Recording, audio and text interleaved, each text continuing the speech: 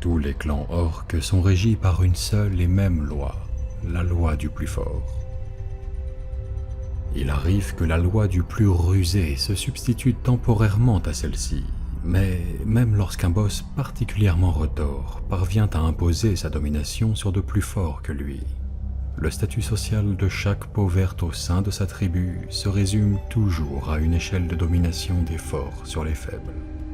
Les Korots sont soumis aux boys, les boys aux nobs et les nobs aux boss. Si cet ordre naturel est loin d'assurer une paisible harmonie au sein des clans, il leur confère au moins un semblant de cohésion. En dépit de cette structure sociale simple, il est des orques qui ne parviennent jamais vraiment à trouver leur place au sein d'un clan. Trop généreusement pourvus en brutalité ou en malveillance, mais pas assez en force ou en ruse, ils sont incapables de se résoudre à être dominés, mais n'ont pas pour autant les qualités requises pour dominer.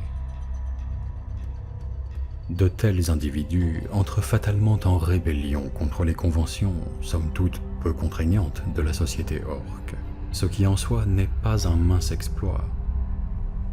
Leur fierté et leur indépendance finissent toujours par les pousser à quitter leur clan, si toutefois ils n'en sont pas bannis avant. Ils se font alors aventuriers, pirates ou mercenaires. On les appelle les flibustiers. N'importe quel orque peut devenir un flibustier, qu'il s'agisse de nobs, de bizarre boys, de fondus de la vitesse ou d'alpagueurs. Il leur suffit de se comporter de manière si aberrante et insupportable, même selon les standards orques, que leur tribu ne puisse que les rejeter. Il arrive également que certains peaux vertes, trop ambitieux par rapport au statut qui est le leur au sein de la tribu, décident d'eux-mêmes de partir vers les étoiles en quête de fortune. Ces départs sont rarement amicaux, et nombre d'équipages de flibustiers ont dû quitter précipitamment un campement qui était la proie des flammes. La plupart des flibustiers a dû quitter sa tribu d'origine après un méfait qui a fini par faire craquer leur boss de guerre. Il peut s'agir de villes mécanos qui ont construit une machine qui a détruit la moitié de leur tribu, ou bien doté un trop grand nombre de véhicules de customisation défectueuse, ou encore dérober le transport personnel du boss. Les médicaux flibustiers, souvent des villes d'oc, peuvent avoir effectué l'amputation de trop, s'être fait une réputation d'extorsion excessive de leurs patients, ou avoir préparé un dread de la mort qui a détruit la hutte du boss de guerre. Il y a aussi les motards qui ne pouvaient s'empêcher de saccager le campement de la tribu pendant leurs courses effrénées, les bandes de boys flibustiers exilés pour s'en être pris à des orques plus gros, et bien sûr d'innombrables bandes de frimeurs. En effet, même les orques les plus patients se lassent très vite de leurs vantardises incessantes. La grande ironie au cœur de la culture des flibustiers tient au fait qu'ils rejettent violemment le concept de clan, mais se regroupent d'instinct avec tous ceux qui partagent le même rejet.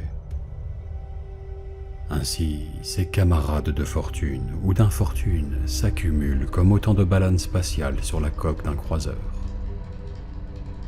Ces hordes de mercenaires bigarrés écument les couloirs de navigation de la galaxie, attaquant les cargos comme les bâtiments de guerre, les colonies isolées comme les stations spatiales militaires, ou tout ce que les orques estiment valoir le coup.